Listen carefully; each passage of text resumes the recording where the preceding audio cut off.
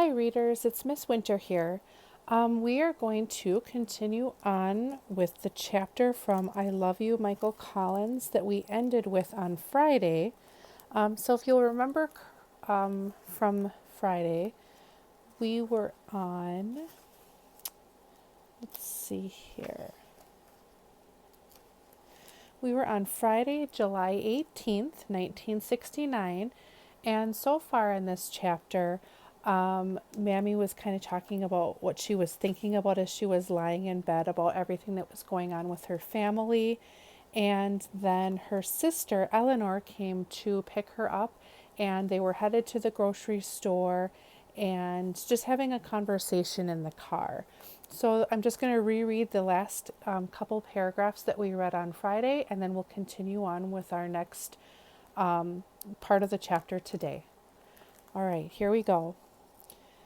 Just ignore the others in the office, I advised, referring to her problem with the other secretaries again, and focus on the one. After that, we drove the rest of the way to the A&P in silence, the breeze through the open windows ruffling our hair. When we got to the A&P, my headache over all the choices returned. Of course, I'd been to the supermarket with Mom, more times than I can count, but it'd never been up to me to do the deciding. What do you want to get? Eleanor asked, pushing the empty cart. All those aisles, all those decisions. It was too much for me. Eleanor must have seen some of what I was feeling in my face because she said, "Why don't we start with the cereal?" That was a relief. When we were in the cereal aisle, though, even that felt like too much. I couldn't pick between the should of Cap'n Crunch and the want of Fruit Loops, so I finally wound up getting both. What else? She said. I couldn't think of anything, so she said, how about some more frozen dinners? She sighed as she pushed the cart toward the frozen food aisle. Those are easy and convenient. She took a whole bunch of boxes from the freezer case, and it was a little thrilling seeing the quantity of selections there. And then I had an idea, and an even bigger thrill came into me, washing the headache away. Can I get some chicken? I asked, excited. What? I didn't answer. I knew where the chicken was kept, in the poultry department, and I made straight for it, Eleanor trailing behind me with the cart. Mammy, she said as I tossed a package of chicken in the cart, do you even know how to cook chicken? I ignored that question too, instead tapping my finger against my lower lip, just like adults do when they're thinking. Now then, I said, where do they keep the soup? I found the Campbell's cream of mushroom soup and tossed in a can. Then I remembered red Jell-O, followed by cocktail franks and the white cake mix and white frosting mix. I even read the directions on the backs so I'd know what other ingredients I might need. I didn't think I needed any new blue dye, figuring that dye is not something you run out of real quick, and that we probably still had some at home left over from the 4th of July, and red from Christmas too. I was planning to do something special with my cake. I didn't know how long my dad's $40 needed to last me, and, even giddy as I was feeling, I didn't want to waste any of that $40 that I didn't have to. Then I remembered potato chips and the fixings for dip, too, because you can't have a party without dip. We circled the aisles of the supermarket so many times as I remembered different things that eventually Eleanor said, do you even know what you're doing, Squirt? I did. Outside the frozen food case, I'd had a grand idea, which was this. My mom had wanted to have a moonwalk party on Sunday. My dad had said no. My mom left. My dad went after her. But you know what I realized? A moonwalk party is still a terrific idea. So I would throw one myself on Sunday, even if my parents weren't home. I'd make the special chicken and the other special foods, and we'd have our own moonwalk party, just me and Eleanor and Bess. If Bess insisted, Vinny could come. And Buster, he could definitely come, if his mom would let him. Plus Campbell. She'd be real happy about that chicken. Just because my parents weren't there, it didn't mean that everything had to stop, and it was my responsibility to see to it that things kept going, like by having the moonwalk party we should have been having in the first place. But I couldn't tell Eleanor this, not without ruining the surprise. So when she asked me her question, "Do you even know what you're doing, Squirt?" I just stared blankly back at her. I figured if I did that long enough, kind of like in a staring contest, but being sure to look at as dull and stubborn as I could, eventually she'd just get disgusted or bored, one or the other. "Fine," Eleanor said, clearly giving up on me and my unusual food selections. "At least let's pick out something well-rounded. What do you like to eat that I might be able to cook for you?" What? Sure, she'd said she'd come over and then she'd said she'd take me shopping. But adults had let me down so much lately, I hadn't dared let myself hope for much beyond that. But now, not only had she come to stay with me, she was also going to cook something for me other than TV dinners. This was such a revelation. I just said in my excitement, "Anything, anything at all that you would like to make for me, I am sure I would love to eat it." I must say, I had not planned on that involving salad. But you know what, Michael Collins? The way she made it later on, it was good. At the A&P, she went back for another package of chicken. Then she added lettuce and a bunch of vegetables to the cart.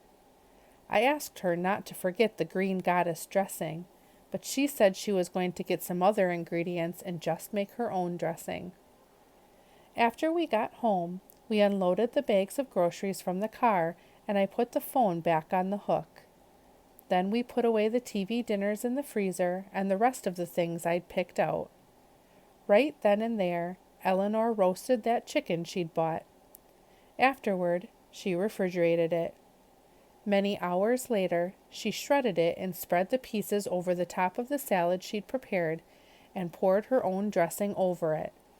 And let me tell you, salad with cold chicken on it makes for quite a refreshing meal in the summer. We ate it in the dining room like it was a special occasion late in the afternoon, which seemed early to me for dinner, but I wasn't about to complain. We used the good dishes and silverware. Even Bess was there. I guess with Eleanor in the house, Bess felt bound by family dinners again. Or maybe she just liked having Eleanor around. It was a lively meal. Mostly, the other two talked. Bess talked about Vinny, and Eleanor talked about a new man she is dating. Talk of dating, I didn't really have anything to contribute to that. But still, I felt very grown up and lively myself, just listening to the two of them. At one point, Eleanor said again the thing she'd said to me on the phone the day before, about not being surprised that our mom had left, and Bess agreed with her. "Why do you keep saying that?" I asked, starting to feel mad at them. "Because it's true," Eleanor shrugged. "They've always had discussions," I said. "I see no reason why it should be any different this time."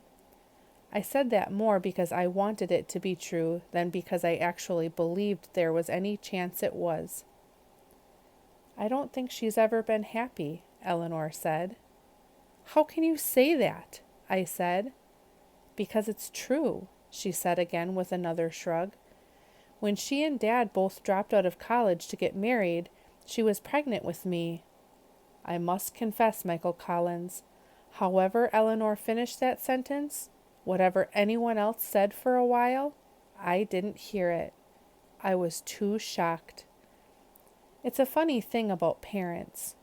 When they're your own, you tend to see them the way you've always seen them, meaning how you've known them in your lifetime and nothing else.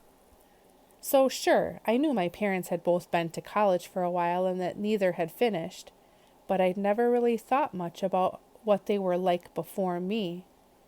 I certainly had never thought about what they were like before Eleanor, and I'd definitely never done the math and come up with them both leaving college early because of Eleanor. I came back into the conversation on Bess saying, I guess she always wanted more. What more? I said. Just more, Eleanor said. She wanted to finish college. She wanted to be more.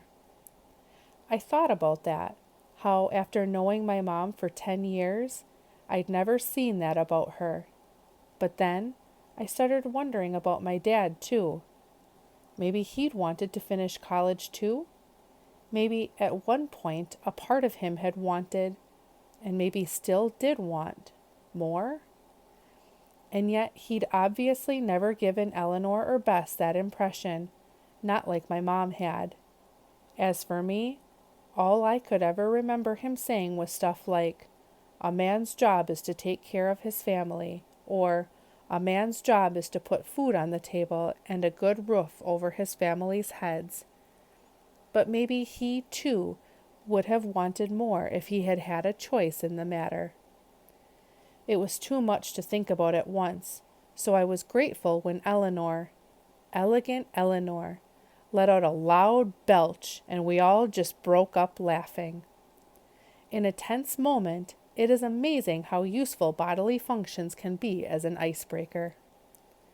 The three of us did the dishes together, laughing the whole time, with Campbell lazily weaving her way in and out among our feet. But the last dish was hardly dried and put away when there came a car horn, which is the telltale sound of Vinny. Where do you think you're going? Eleanor called after Bess. Out, Bess said, with Vinny. Not tonight you're not, Eleanor said. I'm not, Bess said. How can you? Eleanor said. Who will stay here with Mammy? The panic I immediately felt took the good feelings I'd had since Eleanor arrived that morning and knocked them clear away. You're not staying? I said to Eleanor. Suddenly I remembered something. Back at the A&P, when we went to put the grocery bags in the trunk had been empty.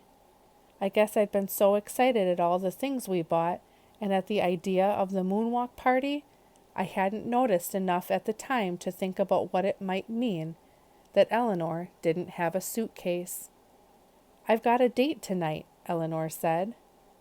But you'll come back after that, I said. Won't you? I can't, she said. I have plans all weekend in my own life, and coming back here, even for a few days, would be a step backward. Besides, my bed here's too small for me now. I didn't really know what she meant by that. Seemed to me she was still the same exact size she'd been when she moved out. But I knew my mom had supported Eleanor when Eleanor decided to get her own place. It was what Eleanor wanted, and it was what my mom wanted for her. I supposed I should want that for her too. You'll be fine, Squirt, she said, giving me a quick kiss on the forehead. Bess'll look out for you. Then she was gone. I didn't even get a chance to tell her about the moonwalk party. Maybe she'd have stayed then. I'd have told her my secret if I thought it would get her to stay. And then it was just me and Bess and Campbell, plus Vinny once Bess had gone outside and explained to him that he and Bess needed to stay here with me tonight. Eleanor had said it would be fine. I wondered if, when she said it, she'd pictured Bess and Vinny smooching on the couch all evening long while I tried to listen to reports of you and Apollo 11 on the TV. So much smooching. I suppose it was fine for Bess and Vinny, but it wasn't so great for me. Oh well, at least I still have Bess. Sincerely yours, Mammy. All right, readers, that is the end of this chapter.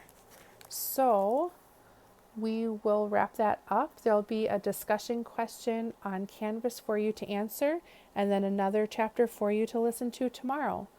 I hope you have a great rest of your day, and I will see you soon.